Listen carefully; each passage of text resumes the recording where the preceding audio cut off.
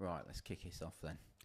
Hi guys, welcome back to the Loneliest Sport podcast. Currently here in Cleary's Boxing Gym in sunny Leamington Spa. Not very sunny right now. It's just a couple of days after Christmas. So I dragged myself out of my Christmas coma to come down here and have a chat with the very, very highly regarded and respected trainer Edwin Cleary, owner and founder of the gym. And today we're going to talk about Brendan Ingle predominantly, as well as Prince Naseem Hamed and the upcoming film Giant, which is the biopic of Prince Naseem Hamed's rise to fame.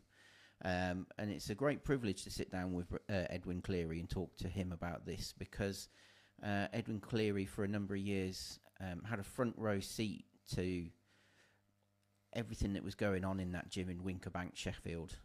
And so there's no better person that I know personally that I could discuss this with, really. And I think it'll be a great opportunity to get some real insight into what happened in that gym and maybe put a few myths to bed, maybe create a few new legendary stories along the way.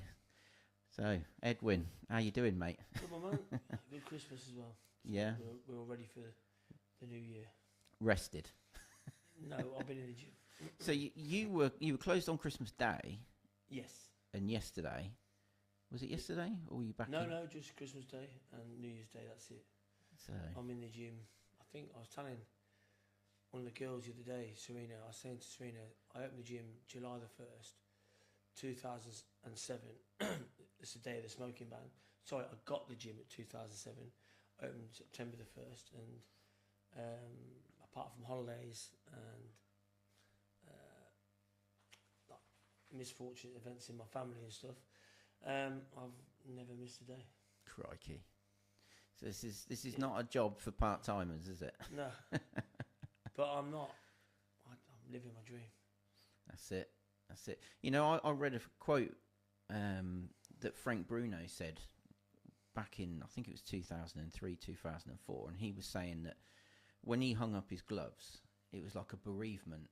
Like he'd lost something so major in his life.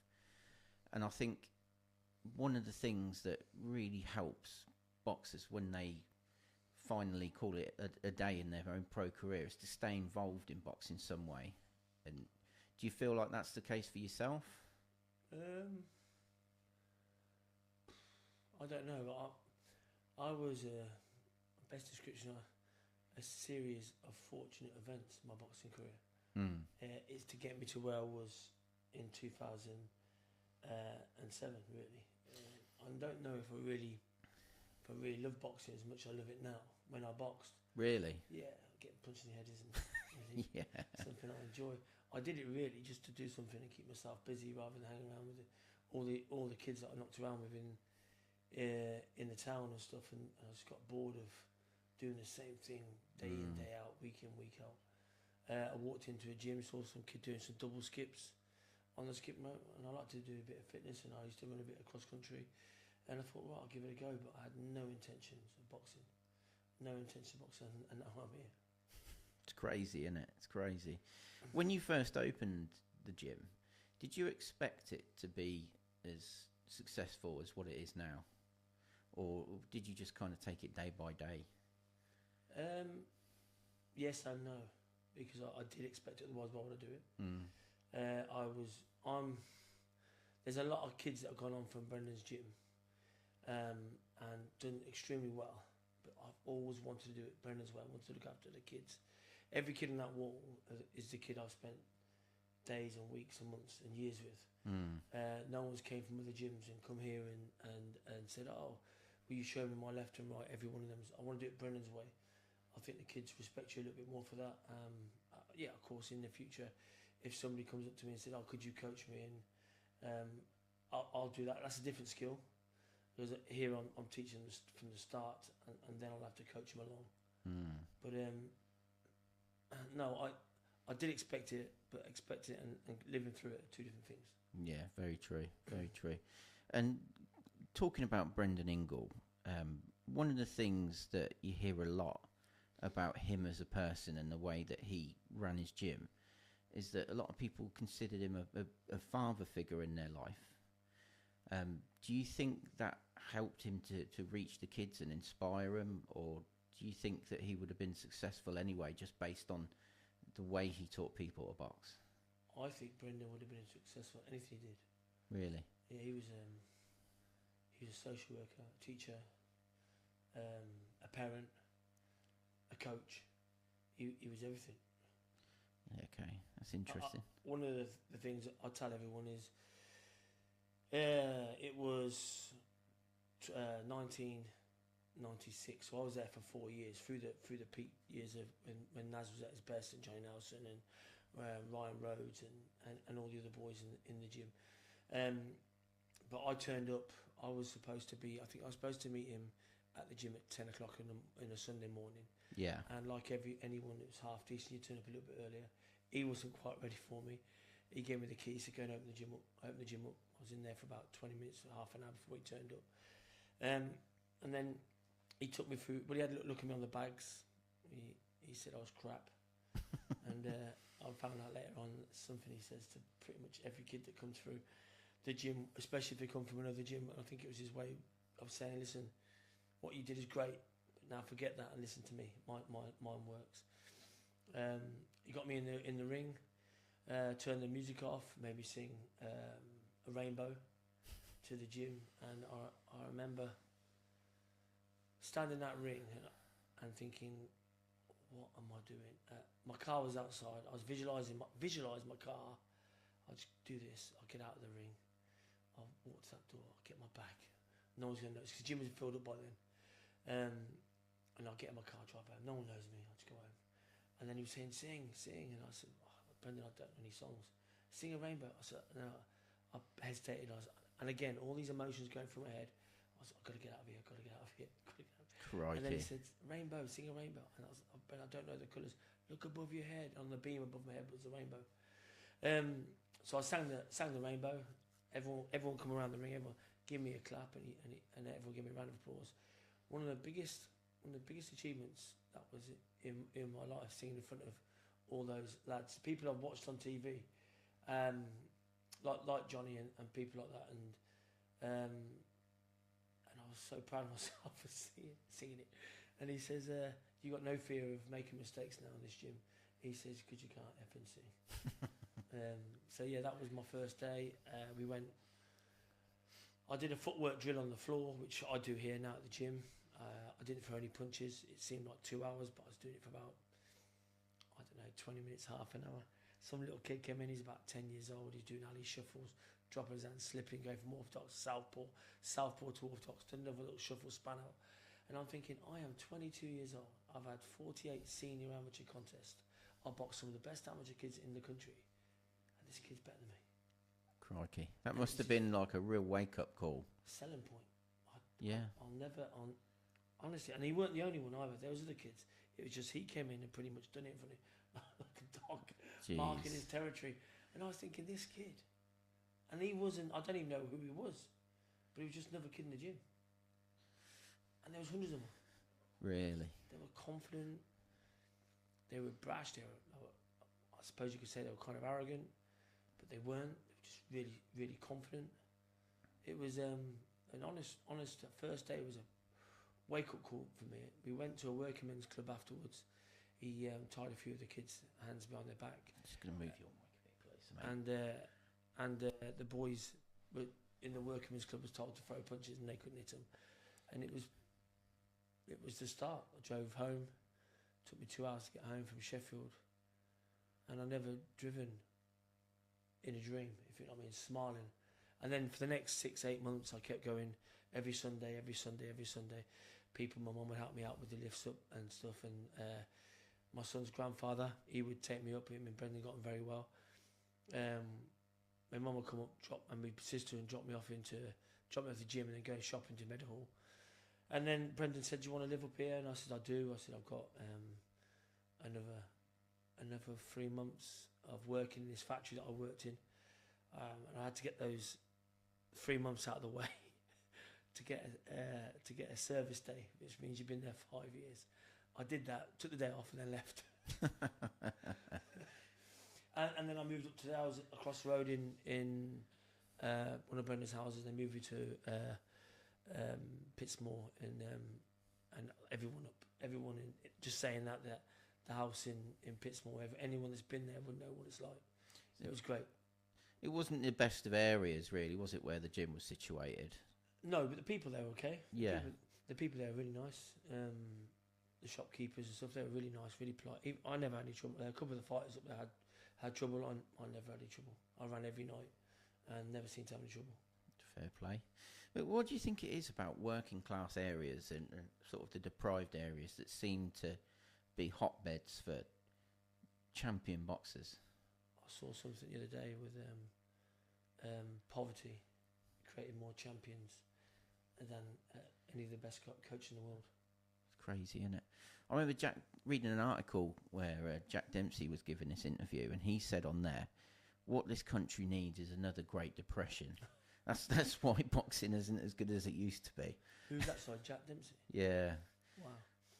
It's poverty still, isn't it? Yeah, there's poverty everywhere. That's probably why you're seeing a lot of these Eastern Europeans doing so well, is they now seem to be going through that at the time. It's just they don't seem to put the bums on the seats as the Americans do. The American side of it in the heavyweight division has dropped off, which is sad, isn't it? It's sad. Why do you think that is? Why do you think America dominated the heavyweight division for over 100 years? Yeah. Poverty and a lot of these African American fighters will now be put into basketball, even baseball. Some of these guys are not small, or football. And I think I read somewhere the other year that some of the American football players playing college football are making millions. Why would you want to get punched in the head? So true, so true. But yeah, as well. I mean, like obviously, there's in terms of like their amateur success over in America, it doesn't seem to be the same as it was, say, like in the 60s, 70s, and 80s either, does it? You know, they don't seem to be bringing home as many medals. It's like the Holyfield that class that they when they all the '84 Olympics, yeah. They were being greedy that year, weren't they? Yeah. But I think boxing's changed. Like amateur boxing, it's very much point scoring. Sometimes you can see it more like a game of tig rather than a boxing match. A lot of the top amateurs now are turning over and they're getting pushed too quick. There's a lot to do with the fact there's a lot of people involved in the pro game without experience. And they're fanboys or fame touchers, what Brendan Ingle used to call them. And they just want to be around by the cameras and stuff. But I think they're pushing the kids too much. The journeyman, either they do nothing or they're too dangerous. There's no middle ground anymore. There's been a lot of gatekeepers in the 70s, 80s, 90s. A lot of them. But now they just seem to be either, I've seen kids just not throw a punch. And I've seen other kids be too much for contenders at that time. Yeah, it's a, you know, I think finding the right opponent for a boxer that you're trying to bring through it's an art that not a lot of people really understand how complex it is, and giving them the right amount of challenge at the right time. And you know, if you're you know, a journeyman or a gatekeeper, but you're known as somebody that's quite dangerous, it'd probably be quite difficult for you to find opponents. I would have thought you're probably almost going to be blacklisted as somebody that, you know, don't put your prospect in with this guy, because. But look at Moses Tuma, and it's no fault of his own. Yeah, he's just flying along, knocking everyone out. And but where's those step ups? Where's those step ups? Where's that? He's what, 21 now or something? 21 years old. He's been catapulted into the top 10. I think he's done less rounds this year than a lot of the heavyweights, and he's been quite active. He just seems to be knocking everyone out. Somewhere down the line, he's going to get a gut check, and that's when the sparring, I suppose, comes in. I don't know. I think that's the big question mark that hangs over him at the minute, isn't it? What happens when he goes in with somebody that either is too cute to stand there and get hit, or has just got one of those chins where they just will not give up? Like, what happens when he gets dragged into those championship rounds? Will he be able to? Yeah, well, last night I was watching Bert Cooper versus Evander Holyfield. Yeah. When Evander Holyfield was just moved for cruiserweight. Yeah. But then I went back and I watched some more of Bert Cooper's fights, Who's the southpaw that Teddy Atlas trained? Michael Moore. Michael Moore. Yeah. I mean, Michael Moore must have been on the campus 5 or 6 times. But Bert Cooper was a dangerous man. Very dangerous. I think he's somebody that's overlooked a lot. He's a really exciting guy, weren't he? Well, my first memory of Bert Cooper was I watched Evander Holyfield because he'd come out of the Olympics and he became this, well, quite possibly the greatest, apart from Usyk now, the greatest cruiserweight of all time at that point.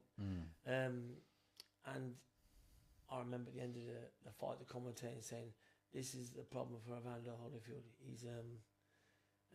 He's never going to be a great heavyweight because he can't punch on." Then when you watch him against Moore, again cruiserweight, but still he was a big man, strong man, fast hands as well, tough man. But where are those checks? Yeah, that's what Atuma doesn't want to get into, obviously. But we'll see. Yeah, it just seems to me like obviously I'm watching his career with great interest, as I suppose most Brits are, and of course boxing fans around the world. But you know, like this year, you've heard his name and being mentioned alongside Usyk a lot. It's like it's a fight that everybody seems to want to make. For me, it just feels like that's much too soon. You know, but I get it. Yeah, I get it because they don't really care about it. No, that's it. Yeah, they don't. They just want to be entertained. They don't. People sitting at home behind an armchair, they don't care. I just think.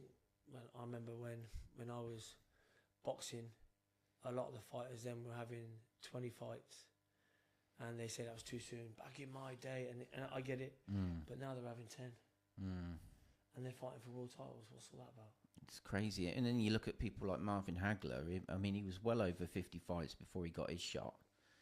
And you think... Well, look at the Conor Walker fight the other week with, what's his name, the silver medalist, the Olympian. It's just Conor Walker's got that, what do they call it? It's not the experience, but that seasoning. Yeah. As a pro. Yeah. He's got that seasoning. And you could see, I could see it through that fight. He was losing, but he was winning because he was making his fight. That's it. Yeah, you might not be banking the rounds, but the tactics still going on behind the scenes. I've seen Conor Walker do that 2 or 3 times. I've seen Conor Walker break one of my kids' nose actually in the amateurs. Really? Heavyweight, believe it or not. And then as good as gold could run into the dressing room to look after him, make sure he was all right because his nose physically moved. Jeez. And he corrected for him. Really? Pushed it back in. That's somebody that's been around the block, isn't it? Yeah. It's so nice of him as well. Yeah. Cheers for that, mate. Yeah. But you are right about what you say when, you know, it might look superficially like someone's losing a fight. But if you kind of look close enough, you can see what their overall intention is. It's a bit like when James Toney beat Michael Nunn. You know, he was massively behind on the cards, but he kept saying, you know, I can sense he's getting tired. So it's irrelevant to me what the scorecards are saying right now because I know I'm going to get him at some point. He did. It's a long old rounds, isn't it? Yeah. 12 rounds. Yeah. But no, that's an interesting point. That is an interesting point. And the thing is as well, Conor Walker, nobody expected him really to win that fight, did they? No. You know, other than people that kind of... I think even people around Conor were avoiding it as well. This is going back about a year or so ago. I think they must have agreed. I'm thinking they must have agreed with it at some point. They come in, but it was perfect for Conor. Hopefully, Conor goes on and does some great things, especially for the Midlands boxing, which is we're having a bit of a boom at the moment, which is going to be great for everyone in our area. Yeah, but the Midlands seems to be the place where you can really see a growth in the popularity of boxing and also the talent coming through. You know, it's almost like you look at places like London, everybody knows that London's a hotbed for boxing. Liverpool, Manchester, it kind of feels like the Midlands, Birmingham and the surrounding areas. It's almost like that is the Manchester was around Hatton's time, wasn't it? Yeah. Liverpool just recently was big back in the 60s with the likes of John Conte and stuff like that. And it's... Sheffield was big when obviously Naz and Brendan built that. We're going to get back to Brendan at some point, aren't we? Yeah, that's what we sat down to talk about, and we've gone down the rabbit hole. and hopefully the Midlands have a crack at it at some point. Yeah. And looking at the likes of Ben Whitaker, obviously Lewis Williams, even Fraser Clark. I know he got that loss, but you know he's still a big name in boxing. Obviously Conor Walker. Obviously my Danny Quartermain is another one. Yeah. Boxing in the Midlands is just seems to be simmering. Yeah. Simmering and simmering. It's ready to blow. It just feels like it just needs one or two fighters to kind of capture a world title, or at least make the name for themselves at that world level. Not just Ben Whittaker. No, that's it. Yeah. And I think it'll come. Definitely. I mean, Ben Whittaker's kind of like a great personality and talent to have at the point of the arrow, so to speak. Yes. Because he's so good at marketing himself. He's so shy. Oh, yeah. It's hard to get a word out of him, isn't it? But I think one of the things, and I'm sure you'll agree with me, like Ben Whittaker, obviously he's very similar to Nas in the way that he puts on a display, and he's brash and all this. But got to be confident to be confident. Yeah, you know. Because he's going to come back and hit you. Definitely. You know, you're taking a huge gamble because you could end up with egg on your face, couldn't you? Yeah. But behind the scenes, when you meet him in person, he's a really nice lad. Yeah, he is. You know. And he's a really nice. I've got nothing I can say that's negative about Ben Whittaker. You know, he's a good guy, and I think that's one of the things that hopefully when he's kind of got to that level where people are starting to peel back the layers, they'll see that side of him as well. But yeah, we'll just have to wait and see, I suppose.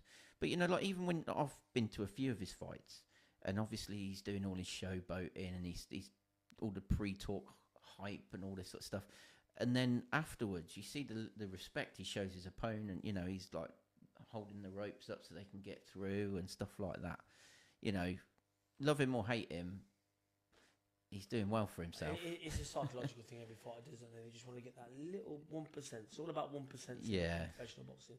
You want to get those little 1%, and if you can get in your head and intimidate him and put him off his game and his fight plan, draw him into a fight or to draw him out of himself, then that's what you do. Afterwards, you can be friends. That's one of the good things about boxing. Even the greats, they're all friends. Once you trade hands, you have a lot more respect for that person. Yeah, very true, very true.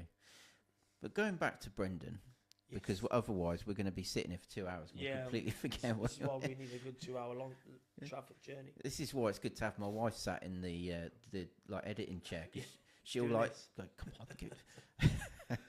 But you can edit that bit off now, can't you? Just put this in later. Yeah, that's it.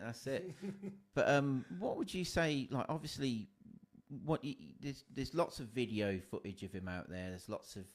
No, there isn't. I've been looking at it the last. Every time I see the reel of Giant, I keep. Maybe because I've watched him. I don't know. He's got those 16 sort of little sermon things he does, but there's not enough. And I don't care how good this film is. It could be an Oscar winner. It won't portray Brendan and the Brendan Ingle that I knew for 4 years, and every other kid's had. He's up there as well. He was. There's not many great men, mate. There's not many great. He was 1 in a billion. Yeah. I get angry, not angry, upset that he's never been inducted into the Hall of Fame. Yeah. For a man to teach kids their left and their right to become, I think it was 4 world champions, and not into the Hall of Fame, and they weren't. Yeah. They weren't all right world. They were very good world champions. And the thing is, as well, it's not just the 4 world champions he was directly involved in. It's the champions that Jim has produced after he left.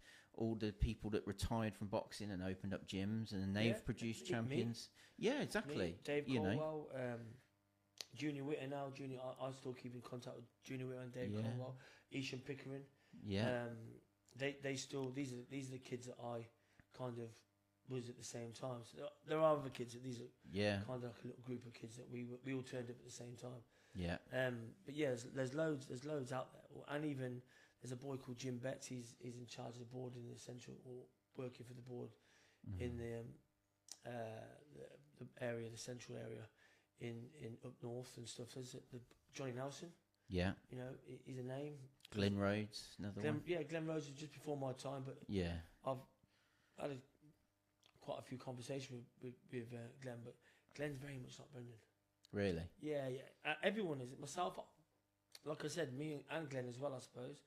Junior's doing it as well, and Isham, we're all starting at the bottom and doing it Brendan's way and working up. Obviously, Dave Cobb has gone right at the top, and good for him, and he's done great with them. But I think me, Junior, Isham, and Glenn, we're the ones that's got to be some. Clifton Mitchell. Yeah, he's another one that started amateur gyms as well. He's running it similar to how we would do it as well. So boxing. So even though Brendan's gone, he's never going to be forgotten because there's too many kids out there that even never even placed a glove. It was a youth centre. There were kids everywhere. I remember sitting there doing sit-ups in the mornings, in the afternoons of training. We talked to John Thaxton and Pele Reid, and we were moaning as all these kids messing about in the gym. We said, "Wow, God, he wouldn't last 5 minutes in my gym." No, he wouldn't last 5 minutes in my gym. But two of those kids was Barry, which is Keith Gallagher, and Kel Brook. Kel was doing some pull-ups on the bar, but they were messing about. But at the same time, they're in the gym. Yeah, I think sometimes it's a good place to kind of start off with. Really, let a kid come in and just get a feel for the place. No pressure, no barking orders at them, and then eventually, if they want to, they'll come up to you and say, "Can you show me how to do this properly?" Yeah. And go up. They go up. Yeah. Brendan used to say, if you're in the gym every day, you got a chance, but you couldn't stay in the gym if you were getting punched in the head every day. No. Getting picked on by, because there's always a bigger fish, isn't there, in the gym? Yeah, of course there is. You had to be fun.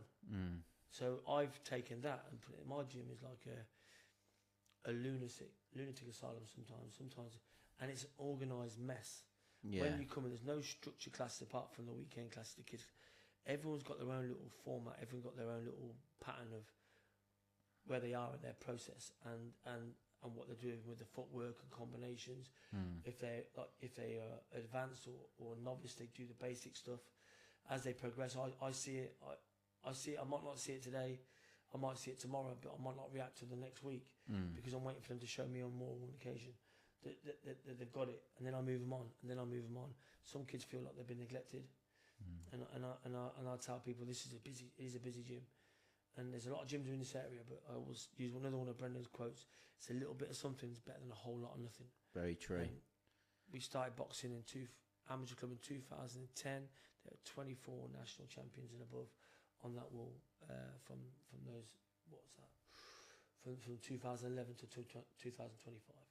And it's not a fluke. No, of course not. You get one champion, everyone gets one champion. Yeah.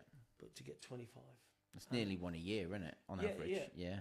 But at the same time, like there's other kids, like Aman Kumar is quite possibly the most talented kid I've ever had in my gym.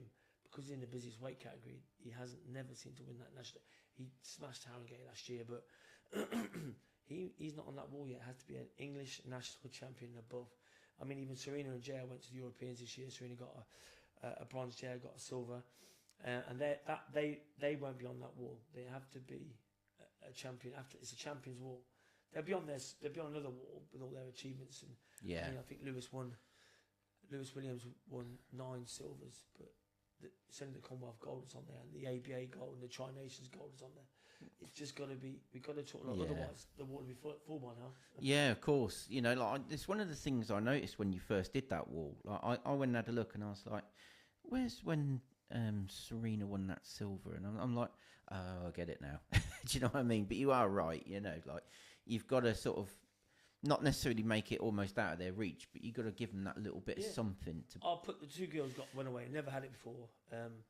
2 in the European Championships and both won medals. So that'll go on the wall somewhere, and that's a great achievement. Yeah, of course. And they've got a monstrous year next year. I mean, they've got the youths 3-minute rounds for the first time. They're going to love it. I know they are. Yeah. Because they do threes all the time.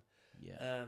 They've got the Worlds in Thailand. I think if the funding's all there, and then if they get selected, they could be with the Youth Olympics in Dakar, which is for them too. Well, not just for them too, for me as well. And the gym. It's a great achievement. I think when you're looking at, say, like a national team, and you're looking and you're going, hang on a minute, there's more than one person from the same gym here. It kind of instantly makes you think that must be a good gym. When you get to the quarterfinals, it's always the same gyms. Yeah. There's that argument of does the trainer make the fighter or does the fighter make the trainer? I think in the amateurs, the trainer makes the fighter. Especially when, like I say, it's every year the same gyms. Now and then you get one, like Triumph Standard in Coventry, every quarterfinal, semi-finals. Really? Everyone. You know, that everyone. I'm on about the locally. Hall Green, always there. These are locally. Us, we're always in those latter stages. And you all sort of hang around and talk to each other and stuff like that. And people go, oh, it's a bit cliquey. It's not. It's just that we see each other all the time. Yeah, of course. Then when you turn professional, I believe the fighters make the coaches. Yeah, of course. But then I was talking about this the other day. This is probably one little dig at AJ. If there's any sort of little dig at AJ, every great heavyweight seems to have a great trainer. Every great heavyweight seems to have a great trainer mentor. And AJ's flipped and flopped everywhere, hasn't he? I think if he'd stuck with Ron McCracken, in my opinion, I think he'd have been his mentor and guidance all the way through. If they made mistakes, go and correct it themselves. It's like when Brendan and Naz. You ask anyone in that gym in the 90s, would he beat Barrera with Brendan? He got 100%. He never showed. He was better in the gym than he was in the ring. There was stuff he done in the gym that he never showed in the ring. And he could punch. He could punch. And I think if you stick with Brendan, I remember Manny Stewart ringing, not messaging because that wasn't there. Brendan Ingle said, you got to come and get him. You got to go and get together. You got to sort this out because only you can train him. And he's right. Naseem Hammond was a product of the Winkerbank, Brendan Ingle's Winkerbank gym. If he went anywhere else, he would never have been Naseem Hammond. He would have been, but he wouldn't have been the one we all watched. It's funny you should say that because, like, obviously when you're watching interviews with boxers when they're active, it's all smoke and mirrors, isn't it? You know, because Naz, on the surface, is like, I'm with Manny Stewart now. Everything's where it should be. Everything's lining up nicely.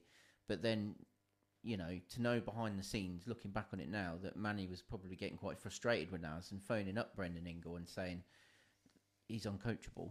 Yeah, and this is one of the greatest trainers of all time. Yeah, I mean, like, you look at the amount of champions he's produced from scratch. Yeah. With the Cronk gym. Yeah. These fighters, this is very similar to Brendan, isn't it? They look at the Tommy Hearns, but Tommy Hearns was in from day one. Yeah, he was like 9 years old when he walked in that gym. Yeah, he's done it as well. And I think that, to me, and I know you and me have talked about this before, like the sign of a truly great trainer is somebody that can have a kid that's completely like inexperienced, come in the gym and turn them into something special and go all the way through the amateurs, all the way up to, you know, world titles. I think that is the sign of a really, truly great trainer for me. Yeah, 100%. Teacher. Yeah, absolutely. There's teachers and trainers and coaches. Yeah. Coaches coach them along. Trainers can train them and change some stuff, but teachers are the ones that get them from the beginning and teach them the basics. Yeah. Every day. They give up their time. You know, a lot of amateur coaches don't get the credit that they deserve. And they sacrifice a lot to be around their kids. You know, for instance, they discipline them. Yeah. They discipline them if they don't go to school, they don't do the homework, they don't do well at school, they don't come to the gym. They go to the gym every day, they don't get paid for it. Yeah. They sometimes they put money into the gym from their own pocket because you don't get any funding. You have to apply for it, and unless you jumping through hoops and doing backflips and ticking massive boxes, you ain't getting no funding. Not for boxing. During COVID, boxing got nothing. We're a poor man's sport, and we're all forgotten about. Yet if they put this sport at the top of their list, then we wouldn't have a problem with knife crime. And the reason why there's a lot of knife crime is because if I have to have a straightening with you, and I can't fight, because most of them can't fight, I'll pull a knife out and I'll stab you. Yeah. If you can punch and I can punch, we'll go down the park and have a straightener. Yeah. And the thing is, I think as well, when you've had a little bit of experience in something like boxing or a martial art, you realise that, you know, getting hit on the nose isn't as terrifying as you think, is it? You know, you kind of like, oh, is that it? You know. Or one of the parents come, Jake Paul got 65 million for that. Could I have done that? I'd done that. You wouldn't have done it. If you've been hit on the chin, I remember I wasn't a heavyweight, but if you get hit on the chin, like from an AJ, I mean, I'm trying to.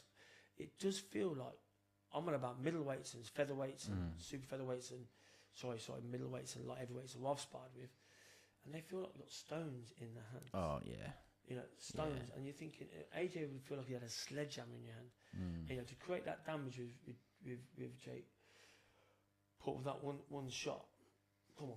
It's not worth that money. I remember the first time I was. Or you wouldn't last 6 rounds. No, you wouldn't. Not at all. No way.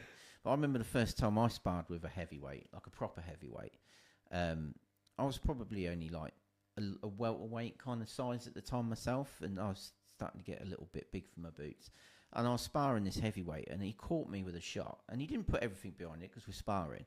But I just remember thinking to myself, I've never been hit like that before. It didn't hurt because I was too stunned to feel the pain. And I thought, geez, like, you know, imagine like feeling the full force of something like that with 10-ounce gloves on. And I remember thinking, I'm glad I'm not a heavyweight. Or 8 or 6 when Ron Lyles and George Foreman fought each other. Yeah. That's crazy, it's isn't ridiculous, it? isn't it? Insane. Just gloves on there just for the look. Yeah, and you go back even further than that when they're wearing like 4-ounce gloves. I mean, you practically fight in bag mitts. Yeah, yeah. Yeah, it's ridiculous. Absolutely ridiculous. But no, you know, there's a lot of people that say I would do it, but you know, they would. But as soon as they got jabbed by AJ that night, they'd have found the canvas, found somewhere cozy to lay and down. then he would have went or an ankle or something. It's a tough game, boxing inside. Yeah. Do you look? You know, going back to the Jake Paul AJ fight, do you think that should have happened in the first place? I'm not really too. It was all done properly. I'm alright with it. Yeah. I was a very, very pro Misfits, and a lot of my mates would say, "Oh no, you're out of order. It's just gonna." But just recently, I've kind of pulled away from it. The reason being is when the Misfits fight's on or a show's on, kids turn up to the gym. That ticks boxes for me. That's every gym in the country. Again, because we don't get subsidised by anyone else but ourselves. So anywhere getting kids in the gym, they'll have to learn to box amateur first. That's good for boxing. But I don't like all the antics. I mean, I'm hearing now that they're not even in. They're in different hotels, different parts of hotels, because when they're in because they like to prank each other. They're all pranksters, aren't they? Yeah. So they go into rooms, doing stuff in the rooms, and they're kicking off and they're having fist fights in the corridors. That isn't professional boxing. I know we all like a bit of drama, like Gisora throwing at tables. That's all good for selling the show, but there's a little limit, isn't there? You don't want to be going around their rooms or attacking them. Some of them walk around with their kids and they're getting attacked. It's like it just needs to look. And it's good if that will happen. Is that will come into boxing? And that's what I don't want. I think you know I'm similar to you in it. I've got nothing against people trying out boxing. You know, at whatever level you are, or whatever level you manage to get to, you know, fill your boots. But I think it's just the behaviour that bothers me the most. But then it's not their fault because Lewis Williams, for one of our fighters, I think he's one of the best heavyweights in the country. But unless he starts throwing tables over and getting, which he's not going to do. Yeah. But unless he does, no one's going to get to know him. I think that's the thing, innit? You know, it's like if you've got that personality to exploit the attention you can get from doing that sort of thing, you know you're raising your profile. Are we blaming Ali for this? But he was cool. When he did it, he was cool. Oh, and his words, weren't they? I mean, apart from when he went to the casino and then he pulled out that plastic gun, that must have been and I went round his house, didn't he, with the bear and the bear trap and all that. But yeah, that's still done in humour. There was no Ali wasn't physically trying to attack. So listen, he wouldn't have done, would he? But they weren't trying to physically attack each other. They were just calling names. I'm all right with that. Yeah, I agree. I mean, I think the only time you could argue that Ali took it a little bit too far was with Joe Frazier. Some of the things that he said, because he accused Joe Frazier of being an Uncle Tom and being a white man's champion. People don't really understand what that's like now. But back then, that was one of the biggest insults. Yeah, and I mean, when you hear Marvis Fraser talking about how he used to get bullied at school because of his dad having this reputation, it's sad, really. But I don't know, would Ali have done it if he'd have known that was happening as a result of him saying it? I don't know. I mean, he did say that he regretted some of it. Yeah, of course he did. Yeah. But he was trying to sell that fight for it, and at the same time make himself money and a legacy. Yeah, definitely, and it worked. You know? 100%. But you know, everybody's got their opinion. I don't think Ali ever intended to hurt anybody. He was trying to sell the fight. Yeah, of course. And he wasn't doing anything maliciously. He wasn't attacking him physically or just verbally, really. Yeah. But and then also he backed up with some great fights, didn't he? Yeah, we can live with that. Yeah, I mean, crikey, you know, you look at his record and the level of opposition that he fought over a very, very long career. Yeah. That had a huge chunk taken out of it as well, which was arguably his best years. Yeah. You know. 100%. Same with Ali, it was Ali I was on about. Those 3.5 years we've lost. Mm. And they were him at his best. Maybe he retired earlier. Quite possibly. 3.5 years. Yeah, you never know, do you? No. You never know. But it's the same with Joe Louis and being drafted in the Second World War. You know, a lot of people talk about Ali losing his prime years, but I mean, Joe Louis lost the same amount of time serving in the army in the Second World War. You know, it's just a shame that things that happen outside of the sport take people away from it when they're doing so well. You know, and this is a guy that had 25 world title defences. Bum of the month. Yeah. I saw that clip the other day. Yeah. When he was talking to Ali, saying, you'd have been part of my bum of the month. Oh, dear. So maybe they all started it. Yeah, well, yeah. I think it was just boxing was screaming out for an Ali, and Ali just filled that vacuum, I think. If it hadn't have been him, I think somebody would have come along at some point and had a similar approach. Probably might not have done it as well, and probably might not have, you know, rose to that level of superstardom, you know, a true icon of not just sport, but humanity. Remains to be seen, but, you know, I think sometimes people try a little bit too hard to emulate what he did. This is it. You know, and I think you've got to be yourself at the end of the day. And it's just a shame that... I think Ali probably was himself. That's the scary... I think he was just destined to be somebody that was known throughout the world. You know, I just think he had that aura about him. Similar, like I said, similar to Brendan. Like I said, no one. This film, I know it won't give him any justice. You can't put it to an hour and a half. A man's lifetime and every kid he saved. He must have saved thousands of kids. Yeah, I mean, some great stories of kids coming out of prison. Yeah. And still being more upset with bumping into him. Yeah. Than his own parents. Absolutely. I mean, like, even now, if you watch interviews where Johnny Nelson's talking about Brendan Ingle, and the amount of times he gets moved to tears talking about the man. Him and Johnny and him were very close. Yeah. I think Johnny was his biggest... Everyone talk about him and Nas, but Johnny was his biggest success story. Yeah, I think I'm inclined to agree with you, just because out of all the people that he had in his stable, Johnny Nelson seemed like the least likely to ever go on and win anything of any real significance. You know, he had a disappointing amateur career. His start to the pro game wasn't exactly, you know, making waves, was it? You know, but Brendan Ingle just saw something that nobody else did. You know, he was very tall for a cruiserweight. It was genetically really good. I think Brendan worked on him. He knew there's a story about him being a mummy's boy, and he told me you wouldn't do anything till you're 30, and he was like, my God, 30. He said, yeah, you need to get them shackles off you, your mum's shackles off you. But I kind of get what he doing. Just some people grow up slowly, don't they?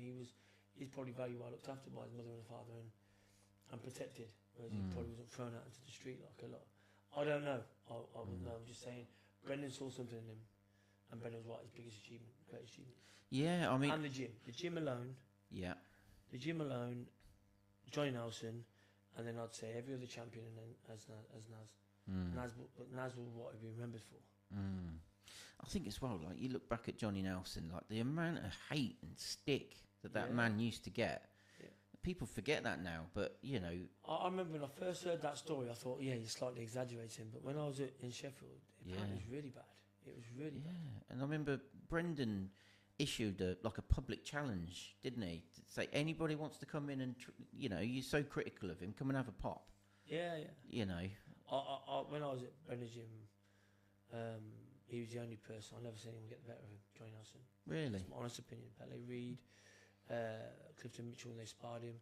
There was people from all over. We went over to Gran Canaria once, and he sparred Jason Statham.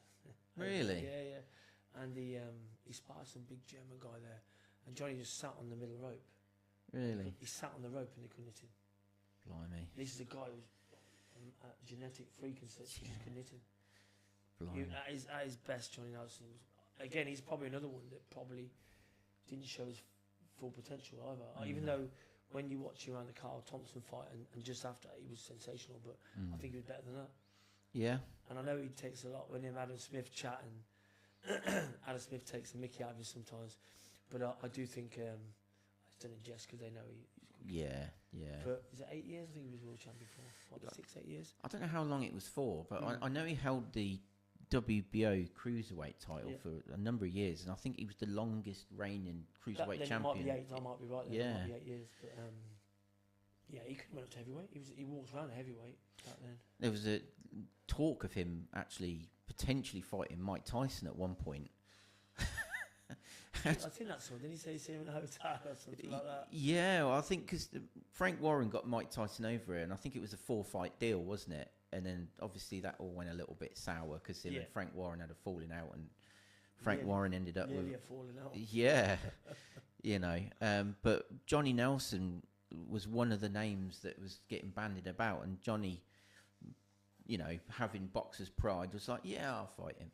And it nearly happened, and they bumped into each other in a hotel in London where Tyson was working out, and there was a little bit of friction there, but I think deep down Johnny was probably quite relieved that he didn't actually have to fight him in the end. It's crazy, isn't it, how like when you see Mike Tyson have interviews today, it's like someone sedated this wild beast, and he was a phenomenal fighter. Yeah, phenomenal fighter, and so intimidating, you know. Yeah. That was also part of the training, wasn't it? Yeah. Tomato's philosophy was all geared towards one thing and one thing only. That was right down to that man. I mean, Floyd Patterson was a great champion, wasn't he? But all of Tomato's training seemed to be into a bit like Brendan with Naz. It all came in together with that one man.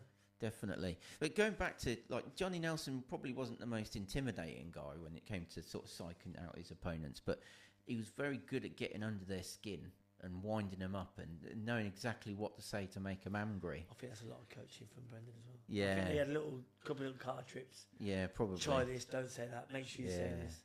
I remember he really wound up Carl Thompson, something fierce, didn't he? Yeah. You see a lot of these fighters like George Grozer and Carl Froch, when they go away on holiday, they bumped into each other. Yeah. And they ask him silly questions, and they say, I hate this, I don't like this, I don't like that. I said, right, when we eventually meet, I'm going to use all that. Oh dear. But you know, you're right in what you say. I think it's a shame that Brendan Ingle's not in the Hall of Fame. Yeah, 100%. But I think it's even more of a shame that he doesn't even seem to be mentioned in the conversation. You know, to me, that's bizarre. I don't get it. I don't get it. Look, hopefully this film will make people be more aware of him. But it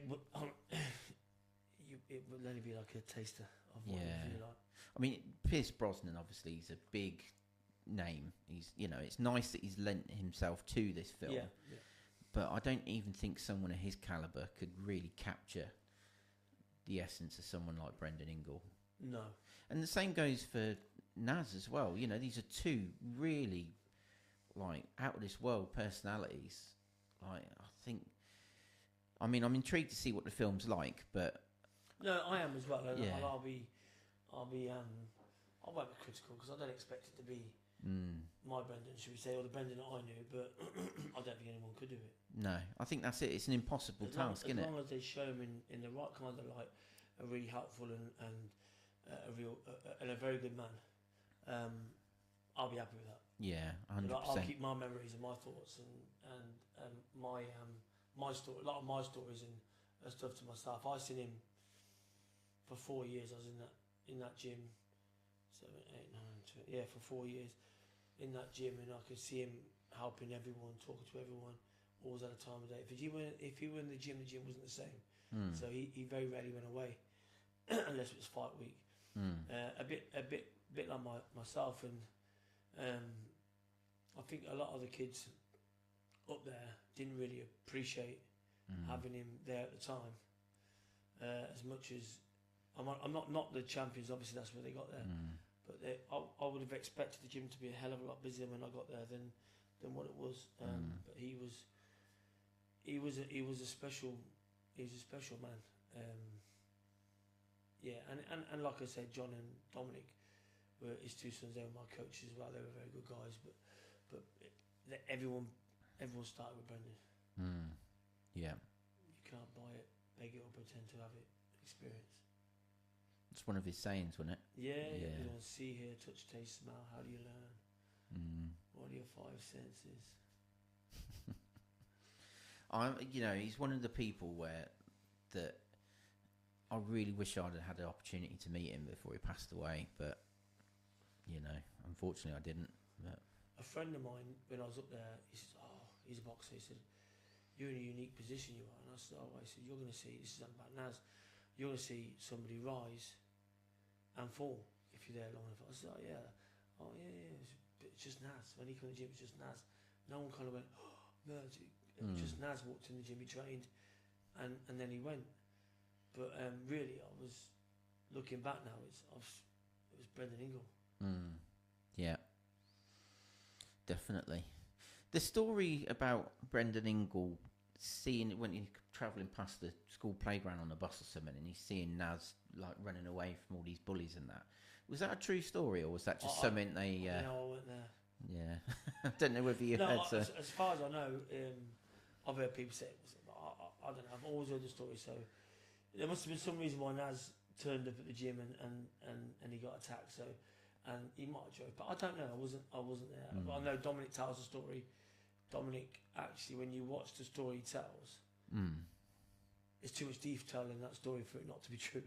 Really? So I don't know. I wasn't there, so I don't know. But as far as I know, it was the truth. We'll just have to take his word for it then. Yeah, that's what you can do.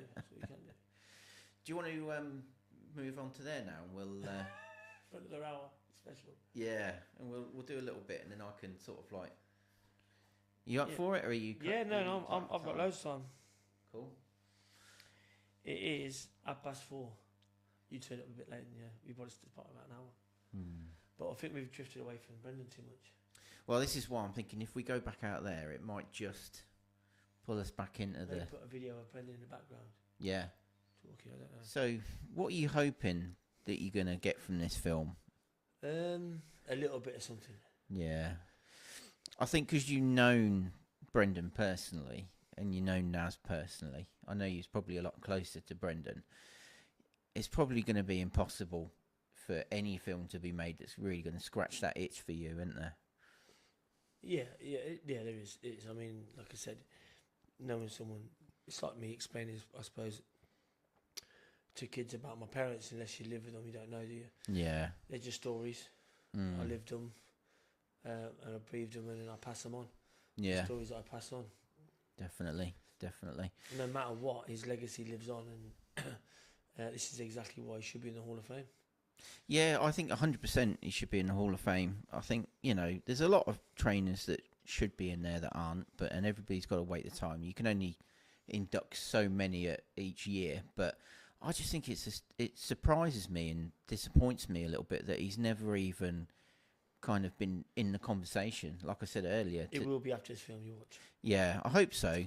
Sylvester Stallone's had some involvement. The other way of dramatising everything, making it more exceptional, but I still don't think it will really. Yeah, you're only going to get a snippet of Brendan Ingle in this film. I'll be shocked if you get anything more. It's a bit like, do you remember the Ali film where Will Smith played Ali? Yeah. Will Smith is like this megastar, and he's got this huge personality, he's got charisma, he's got all this and that, but he couldn't, in my opinion, do Ali justice. And you think if Will Smith can't do Ali justice, then nobody can give Ali justice. I think with this film, it's the story of how Brendan and Naz met. Obviously, the story with in the playground is him getting bullied at school. His mother and his father bringing him to the gym. Brendan seeing something in him that a lot of people possibly didn't.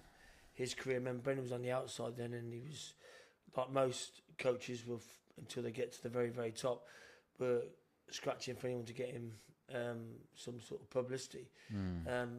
But then I imagine with him and Harold Graham would have started off with him and Johnny Nelson, people like that. I think people would have well, they see him as a great trainer, then, wouldn't they? And I know that. Yeah. But while I was up there, I think Frank Warren was up there 2 or 3 times for Naz and the rest of the kids, because it wasn't just Naz at the time. Was Johnny Nelson, Ryan Rhodes, Junior Witter. They were all signed with Frank Warren. What do you call it? The middleweight champion, from Derby, and I'm gonna get slapped because I can see his face. Silky Jones? No, he was there just before me. Okay. He was there just before me. God, still my head in now. I was only speaking to him a few months ago. But yeah, he fought Steve Collins for the British title, for the world title. Neville Brown. Neville Brown. That's it. Yeah. Neville Brown. Yeah, there was a whole run of kids that were coming through at the time, and I know Frank Warren used to come up quite a lot to see and to be around the gym. Sky were there every week. Yeah. I remember having a conversation. I think it was Adam Smith was in the car park filming, and then he had to come back a few days later to redo it because he wasn't wearing a tie. Really? You've got to wear your tie, yeah. Blimey. Crikey. Yeah, and Adam Smith, it's weird because I was in and around that gym through the late 90s. So I've seen things, heard things. I've still got a lot of people in that gym who I still consider my friends. Whenever I see them out and about on the circuit, we always come and have a chat with each other. It's crazy. A few months ago, Danny boxed on a show in Birmingham, just a bit of a tick-over before the Royston fight, and Junior Witter was there, and I was trying to explain to some of the kids. It's just like 5 minutes, and he's 5 minutes you forget about you. Yeah. 5 minutes. Yeah. No, it's funny because I was at that show as well, and I remember Junior Witter was working the corner for one of his lads, and I was just sat there and I was like, I know that face. Oh my God, it's Junior Witter. And it's like you just completely forget about these people until you see them again, don't you? I'll tell this story as well to the kids. I remember training when we were up there together, me and Junior and the other kids. Brendan said, Junior, what? And he said, what's so-and-so like? And Junior said, Brendan's a bit like this or a bit like that. Then a few days later, Junior, what's so-and-so? And he said, oh, and then about a couple of weeks later again, Junior, what? I said, Junior, how many kids do you fight? And he says, apart from you, everyone in this gym. Jeez. I think he had about 5 books. I'm sure he said 4 or 5 books. I had 48 senior contests. I didn't get halfway through one of my first books. I don't know how many fights he had, Junior. And I said, how did you do it? He said, just took my book. I didn't go with my coach. I went there and said, you could your hand up for me. And then back then you turned up as a spare. If they were looking for a bout, he said, I'll take it. Crikey. I'll take it. Junior could have probably lived in any era. Yeah. He was phenomenal. He was a very, very clever boxer. You know, he had a really good boxing IQ. Good kid as well. I like Junior. I've housed him a few times. Went to Gran Canaria training camp together. I got nothing but praise. Junior's a good kid. It's a shame that the fight with him and Hatton never came off. Yeah, 100%. But I get why, because it wouldn't have been a good spectacle. I still think, depends on when they got each other, but Junior Witter at one point was probably one of the best. Yeah, there seemed like there was a point in his career, kind of around about the time where him and Ricky Hatton having a fight was being discussed. He just seemed to be riding the crest of a wave and doing really well for himself. It's a shame that he didn't get the level of popularity. He was in there who needs you. Yeah. You know, he didn't put bums on seats, as in like Ricky Hatton did. So there's a massive, big risk with a very small reward. Yeah. But again, it's those fights he got. It's a bit like Bowen, Holyfield, Bowen, Lennox Lewis. What a waste, you know. Yeah. But it is what it is. Yeah, I think that'll be like discussed 100 years from now. Why Riddick Bowen and Lennox Lewis never fought as a professional. Yeah. I heard someone say the other day about Fabio. Why you want to win the world title like Lennox Lewis won his world title like that?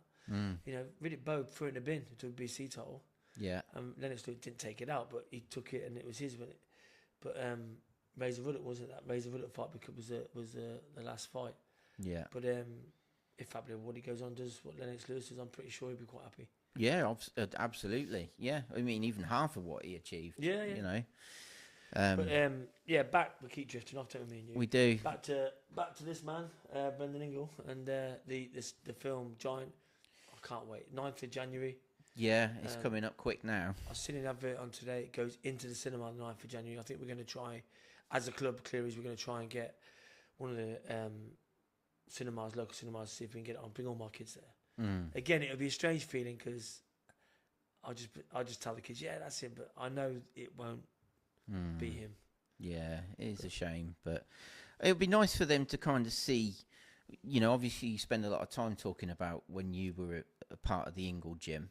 it would be nice for them to kind of get a little bit of an idea of what it must have been like for you, even if it's sort of like a watered down version or glamorized. Yeah, you never know. It could be an actual really good tool. It might make him sound dramatic, with a bit of background music and stuff. Yeah, definitely. I've got behind this little sign here. I've got a wall there just dedicated to Brendan Ingle with all his quotes, but I'll have to get some more wall. I think, because of his quotes.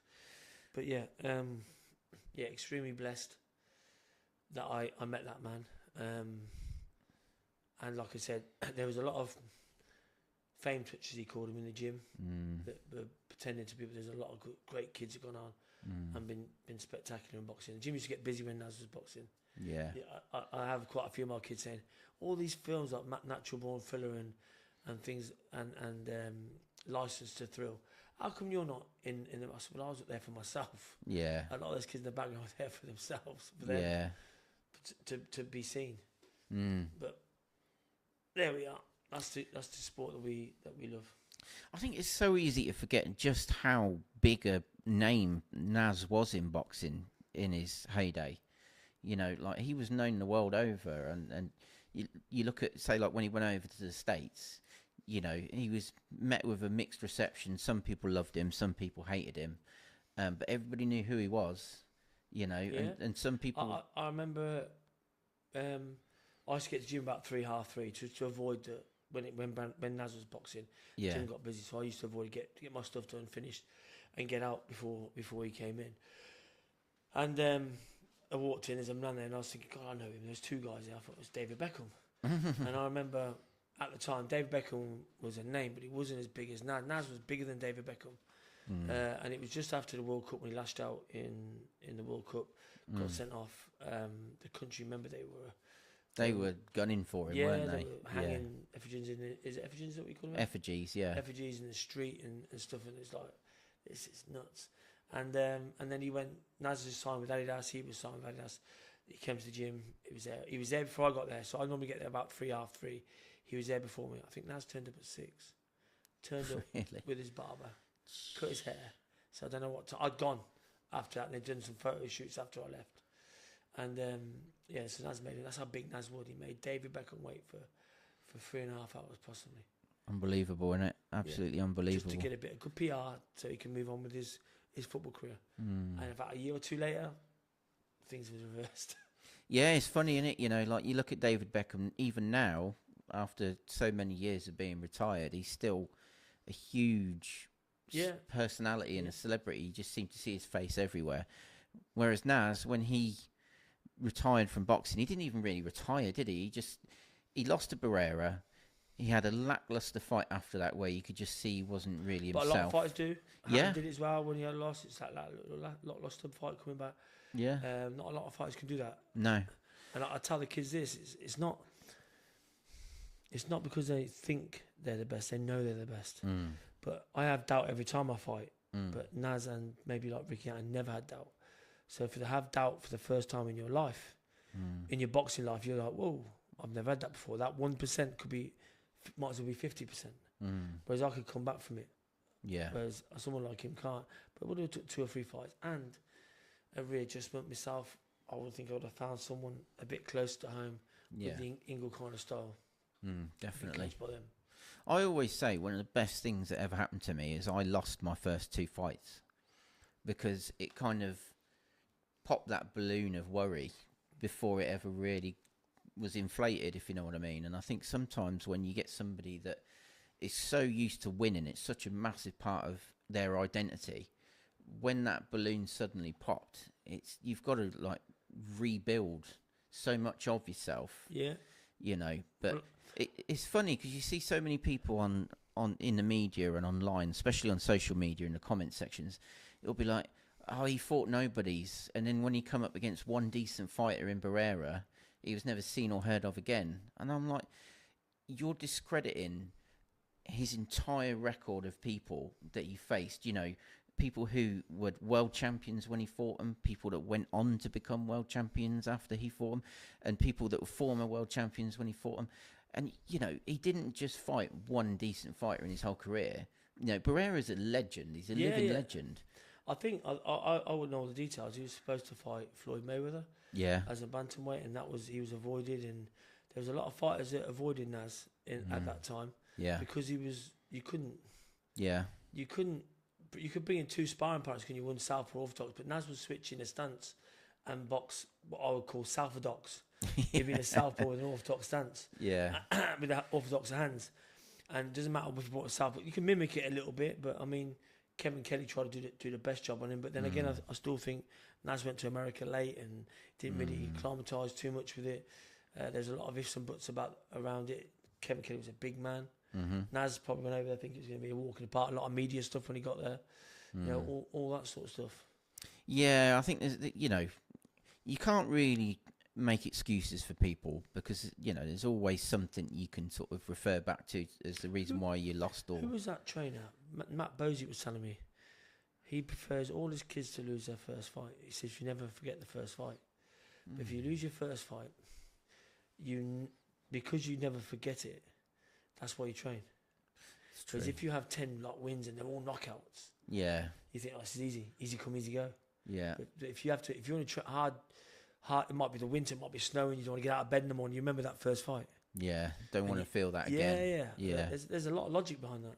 Yeah, I've always said I would rather lose early on and not have to worry about my undefeated record being blemished because it already is. That's one thing a lot of kids try and protect. Yeah, whereas if you look at someone like Ricky Hatton who went over 40 fights unbeaten, and then he went in against Floyd Mayweather, he was so motivated, so pumped, and he had so much self-belief that when he didn't win, it must have felt like his whole world just was shattered, He did struggle, didn't he, when he went to welterweight originally, when he was first out in America. Yeah. He was a light welterweight, wasn't he? And there was things that he had to wear the gloves that Floyd wanted, the bigger ring that Floyd wanted, and the weight category Floyd wanted, and the referee that Floyd wanted. Yeah.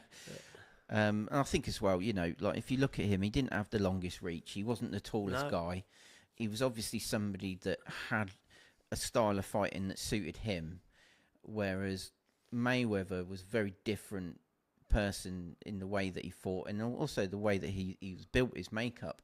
And I think Joe Cortez was probably somebody that, as a referee, he liked it nice and clean. He liked, and that's why he was brought in.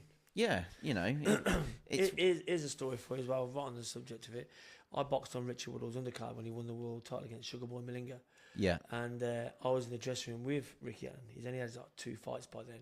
Everyone was talking about him. I could see him. Then Naz walked in, because Naz came as part of the commentary team. He walked in the dressing room, said, well, good luck tonight, and all that sort of stuff. By the way, he never stayed and watched my fight. but do you want me to lie? I can say, yeah, he was singing and screaming. Anyhow, and Ricky Hatton was in the queue. Really? Get his autograph, yeah. That's unbelievable, isn't it? Autograph before they have selfies. Unbelievable. I'm not saying that old, but... Yeah. But it's funny, because we were talking about Naz's fight with Kevin Kelly in Madison Square Garden. Ricky Hatton was on the undercard of that fight. It was only his second pro fight. Oh, right, okay. Second pro fight, fighting in Madison Square Garden on an undercard of a fight that's that massive. That's awesome. Wow. I'm going to go back and watch that. Who did he box? I can't remember. It was some guy that was giving him some real sort of shtick before the fight. This is the sort of stuff that Naz did, didn't he? He went over to America and he took an entourage. Yeah. Is the dog watching somebody at the door? Wait a second. Hey! Let's cut that bit out. That's all right. It's a real gym with a guard dog in it. Yeah, it was massive. Oh dear. But now, I mean, there's so many moments in Naz's career where you look back and you just think, at the time, it was huge. It was huge for boxing. It was huge for British boxing. Was he the last fight to come through on terrestrial TV? Because he'd been ITV, wouldn't he? And possibly. BBC. Maybe. Because Sky came along and took him on, didn't they? And moved along with him. And Ben and Eubank would have been the same. Because I remember there was a lot of bits going on about, it's not boxing never going to be the same now because you've got to pay for it and all this sort of stuff. Yeah, I think if I remember rightly, I mean, I'm sure that when he won his world title against Steve Robinson, I'm sure that was on Sky at that point. Oh, okay. Yeah, I think so. I just vaguely remember watching it and seeing all the Sky banners and stuff like that. But yeah, I mean, he certainly made a name for himself through being on terrestrial television. That's for sure. People forget as well. Well, Steve Robinson, he had a good old run. He was a last minute replacement for a world title fight, wasn't he? Come in and won. Yeah. But then everyone's it was a look, a fluke. The guy didn't know, and then he went on and beat. There was a lot of fighters around at the same time, weren't there?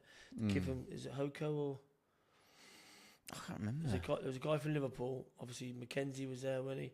There was 3 or 4 fighters, and he beat them all.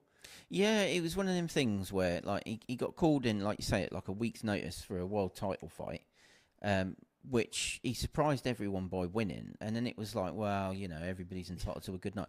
But he kept defending it. Yeah. He kept, you know, like he notched up loads of defences. And then I remember eventually, the commentary saying it was he won the last minute of every round. Yeah. And I remember that all stuck in my head. And maybe there was a sign or something that he was a proper workhorse, wasn't he? And he was bigger than Naz, wasn't he? Naz moved up. Yeah.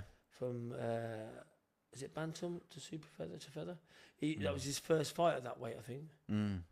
And I think Brendan said it was his perfect night. Yeah, I mean, in terms of announcing himself on the world stage, I mean, in Wales as well. Yeah, it was. You know, hostile crowd. Yeah. You know, the prince became the king. He even said that afterwards. You know, I'm still the prince, even though I'm the king. But yeah, I mean, it's a shame that the relationship between him and Brendan soured. And it's a shame that they never patched it up afterwards, really, as well. You know, I think Naz tried a couple of times, didn't he? I don't know. I think there would have been regrets on both sides because you can't have a kid from the age of 9 upwards and then fall out over contracts and money and stuff like that. Yeah.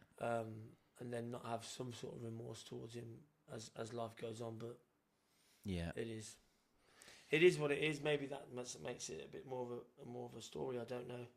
Yeah, I mean, it's not the first time that's happened in life, not just in boxing, but you know, the second that money and fame comes into the equation, so many relationships have been ruined, haven't they? But it's funny, like looking at that gym. How young Johnny looks there. Yeah. Ryan Rhodes. Yeah. I was like one of his main. Well, I was his main sparring partner, pretty much all the time. All the pain and scars. He was really good. Really good, Ryan. Yeah. Junior. God, jeez, look at his hair. And here he's Junior. If you're watching. But I've seen so much footage of that gym over the years, like like the lines painted on the floor and everything like that. It almost feels like I've been there. Well, I have a lot of people come in here, my coaches included, that come in and go, I want to do this. No. Yeah. We're doing this. This is our system. This is what it works. Yeah. It's a great, I'll tell you what, it's a great system. It's like, kids show you what they do, they bring themselves out. They kind of show you if they're going to be a fighter or a boxer or a mover or a dancer. And once that all comes out, you can work on it. Yeah. It's weird because that video there, those lines, they're my lines. They're the ones I used to always do. When I was talking to you in there about the foot literally going down there, some kid came in the door and just done some shuffles in front of me, and I'm like, God, this kid, he's barely 10 years old and he's better than me already. Yeah. Look at these great nights. Yeah. Classic moments of British boxing. So I mean, when you watch Johnny, look at Junior, physical specimen. Look at that. Yeah. Right. It's a shame Ryan Rhodes didn't ever win a world title, really, because he was a quality fighter. I think he broke the record for winning a Longsdale bout outright. Really? Yeah. The Bomber Graham, he's another one that, you know. No, and he's the one who Rick Eubank Senior said I'd never box. Told him, don't call me, I'm not interested. Yeah, definitely. You know, he came so close when he fought Julian Jackson. I know. You know, it just goes to show one punch can just completely turn everything on his head, can't it? He was banging them all out, and he kind of, he only had to get through the end of the round, didn't he? Because the eye was shut, and he got through it. Yeah, the ref said one more round's all I'm giving you. Yeah, it's a bit of a shame, but look, what a great man. Britain's Customato. Yeah. And I don't think this film would do him justice, but if it puts a highlight on his career as a boxing coach and manager, then that's great, because he should be in the Hall of Fame. That's the first thing. And second of all, that maybe they'll do some more documentaries, I don't know, or a film. Yeah, you never know. You never know. But if this gets a good reception, it might just encourage a few more boxing films to be made, especially for boxers this side of the pond, you know? Yeah. Because I think there's a lot of boxing personalities that are come and gone that deserve to have some sort of recognition more than what they've had already. But I'm just hoping it's a good film. I think so. I think what we should do now is maybe wait now to the 9th, get this film out of the way. We should go and watch it and come back and have a little bit of have a little chat about it. Maybe the same scenario here, maybe, or something. Yeah, definitely. Like I said, I am not expecting to be the Brendan that I knew. Yeah. But if you give him a little bit of something, it's better than nothing. Yeah, definitely. And I think it's nice that Pierce Brosnan seems so excited to play him, you know, because I think it'll give him that little bit of energy that somebody else might not have. Well, they met, there's a story with Naz, and they met in America, and Naz was saying, "Oh, Brendan's James Bond," and he said, "He's not James Bond. James Bond's Scottish. Shaken, not stirred. He's a paddy like me." Oh dear. Yeah. Right, we'll wrap it up now. And listen, guys, thanks for listening. Really appreciate you tuning in. 9th of January. 9th of January. Giant. Yeah. So after the 9th of January, when we've had a chance to watch the film, we'll sit down and we'll watch one of Britain's greats. Yeah, we'll give our feedback. In the meantime, please don't forget to like, comment, subscribe. That stuff. It don't cost any money, but it really helps us out. It helps us promote the gym, helps me promote my page, and it just helps us keep moving forward. Take care, guys.